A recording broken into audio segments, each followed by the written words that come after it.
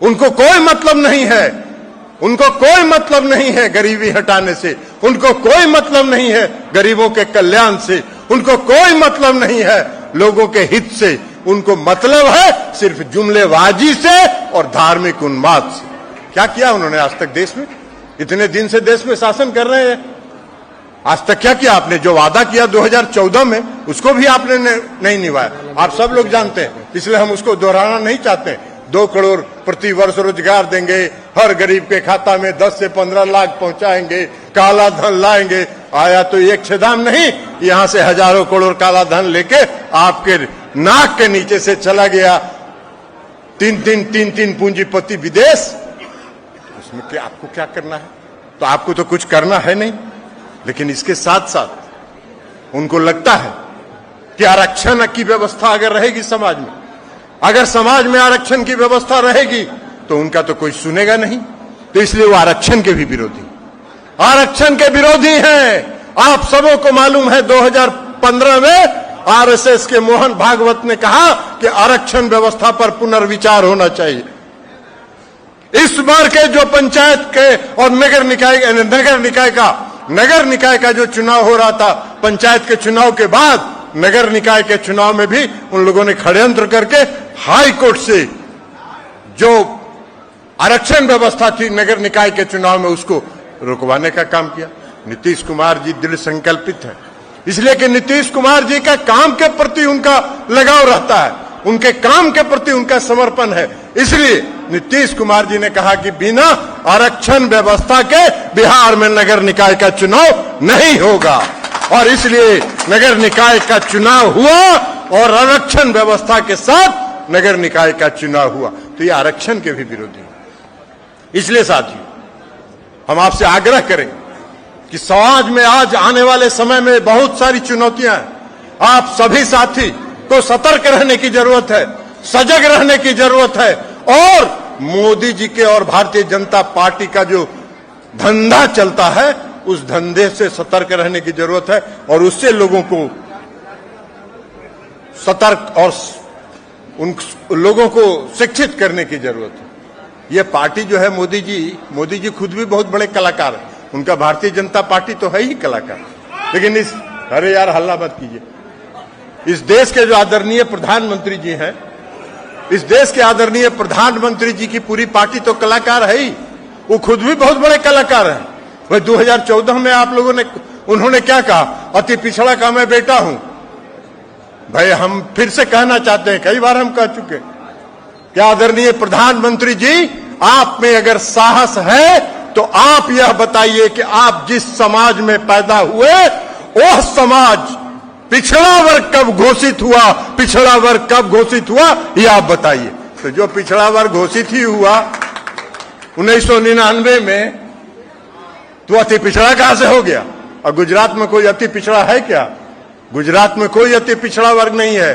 बिहार ही एक ऐसा प्रदेश है जहां अति पिछड़ा वर्ग को आदरणीय स्वर्गीय कर्पूरी ठाकुर जी ने अति पिछड़ा वर्ग करके उसको सम्मानित करने का काम किया, और उसको पिछड़े वर्ग से अति पिछड़े वर्ग को अलग करने का काम किया। तो आदरणीय कर्पूरी ठाकुर जी ने यह काम किया है। बिहार सब दिन हम लोग कर्पूरी ठाकुर जी के साथ काम किए हैं। आदरणीय मंगनीलाल मंडल जी बैठे हैं, हम सब लोग उनके साथ कंधा से कंधा मिला के, उनके कदमों से कदम मिलाकर चलने का काम करते थे। और बिहार में अगर अति पिछड़े वर्ग की पहचान और अति पिछड़े वर्ग के प्रति न्याय का प्रारंभ, शुरुआत अगर किसी ने किया तो स्वर्गीय कर्पूरी ठाकुर जी ने बिहार में किया। लेकिन मोदी जी भी बन जाते हैं अति पिछड़ा, और लोग भी उस भ्रम में फंस जाते हैं। अब बताइए ना, 2014 में मोदी जी ने कहा कि हम चाय बेचते थे। कौन स्टेशन पर चाय बेचते थे आज तक उन्होंने नहीं बताया। हम फिर आज इस सम्मेलन के माध्यम से मोदी जी से मांग करते हैं कि आपने जो 2014 में कहा कि हम चाय बेचते थे, किस स्टेशन पर आप चाय बेचते थे, यह आप खुलासा कर दीजिए, देश की जनता को तो पता चल जाएगा। तो चाय बेचने वाला बन जाते हैं, कभी अति पिछड़ा बन जाते हैं। तो ये पार्टी ही वही है, कन्फ्यूस्का पार्टी, कान में कुछ कुछ प्रचार करता रहेगा, इधर से उधर भ्रम फैलाता रहेगा। आज देश का जितना मीडिया हाउस है, यहां जो साथी हैं हम उनको नहीं कर रहे, यहां जो मीडिया के साथी हैं वो तो मने मन समझ रहे होंगे कि सही है बोल रहा है, लेकिन जो इनके मैनेजमेंट है, इनकी जो व्यवस्था है, उस सब पर उनका नियंत्रण है और उसके माध्यम से दुष्प्रचार करने का काम करते रहते हैं। कभी कहेंगे, मीडिया में देखिएगा 4 दिन तक चलता रहेगा कि नीतीश कुमार और ललन सिंह में टकराहट हो रहा है और नीतीश कुमार ललन सिंह को सेट कर रहे हैं, यही काम में लगे रहेंगे। कभी प्रचार करेंगे कि नीतीश कुमार भाजपा में जा रहे हैं, नीतीश कुमार जी भाजपा में जा रहे हैं, तो ललन सिंह रोके हुए हैं। अरे नीतीश कुमार जी को भारतीय जनता पार्टी ने जितना अपमानित करने का काम किया है, हम नहीं समझते हैं कि कभी नीतीश कुमार जी के सपने में भी भारतीय जनता पार्टी में जाने की बात होगी। अभी आए थे तो इसलिए मीडिया उनका है, वो मीडिया के माध्यम से ये सब दुष्प्रचार करते रहेंगे, करते रहने दीजिए उनको। उनका काम यही है। मीडिया वालों को यह लगता है कि वो जो खबर दिखाते हैं उससे जनता प्रभावित होता है, उनको गलतफहमी है। कोई जनता प्रभावित नहीं होता है, जनता वास्तविकता देखती है और वास्तविकता को जनता ने पहचाना है कि देश को ठगने का काम अगर किसी ने किया है 10 साल में, तो आदरणीय प्रधानमंत्री नरेंद्र मोदी जी ने देश को ठगने का काम किया है, छलने का काम किया। इसलिए देश की जनता सतर्क है। देश की जनता उनके जुमला में अब नहीं फंसने वाली। अब ये देखिए, अभी आए थे कुछ दिन पहले, देखे हम भारतीय जनता पार्टी के राष्ट्रीय अध्यक्ष आए थे, जेपी नड्डा साहब आए थे। जेपी नड्डा साहब ने भाषण दिया, बड़ा कड़ा भाषण दिया, कोई ज्ञान भी नहीं है। अरे भाई नड्डा साहब, अगर पटना आए थे तो जरा पूछिए, वहां से कुछ खबर और सच्चाई न लेके आते, पढ़ के आते।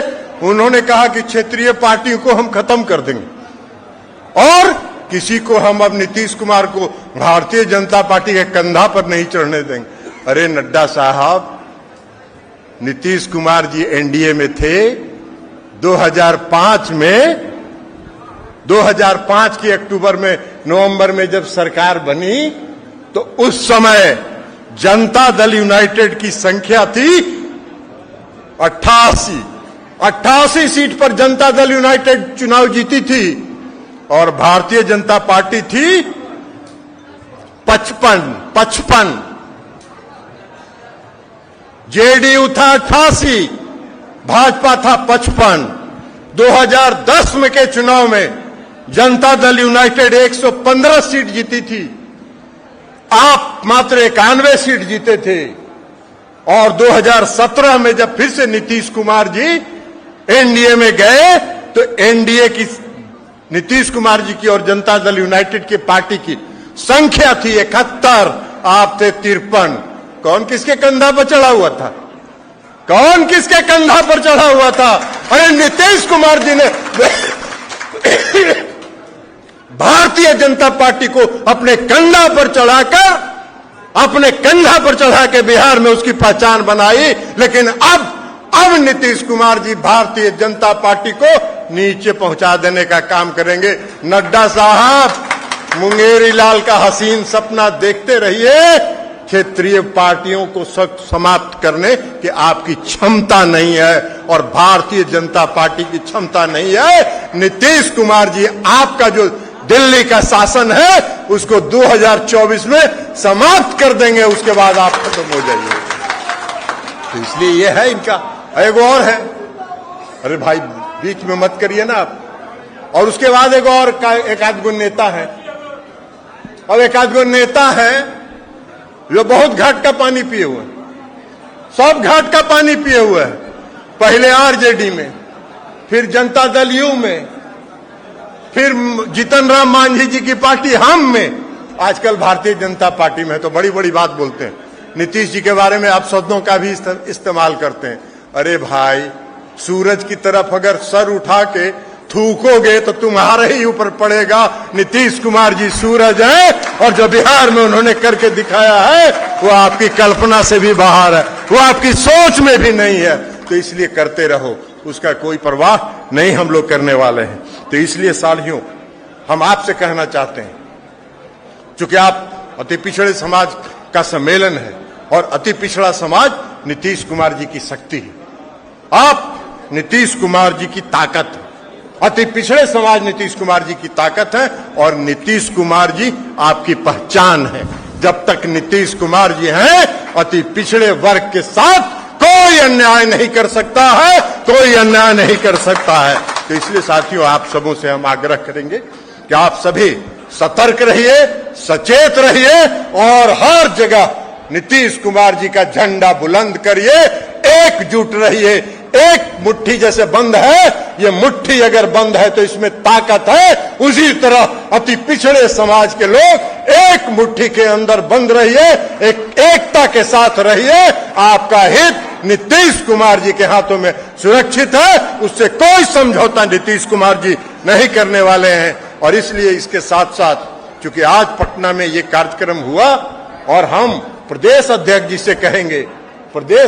से कहेंगे, हम इनको भी धन्यवाद देते हैं कि हमने इनको आग्रह किया एक हफ्ता पहले कि भाई 13 तारीख को यहाँ माननीय मुख्यमंत्री जी का अभिनंदन समारोह आयोजित करिए, और सब लोग मिलके इन लोगों ने आयोजित किया। इसलिए हम इनको भी धन्यवाद देते हैं और इनसे फिर हम आग्रह करते हैं कि आने वाले समय में दशहरा के बाद 1 नवंबर से लेके 7 नवंबर के बीच में सभी जिलों में ऐसा ही अति पिछड़ा सम्मेलन आयोजित करिए। माननीय मुख्यमंत्री नीतीश कुमार जी के प्रति आभार व्यक्त करिए, अभिनंदन करिए और इस कार्यक्रम को बिहार के हर जिला में चलाइए।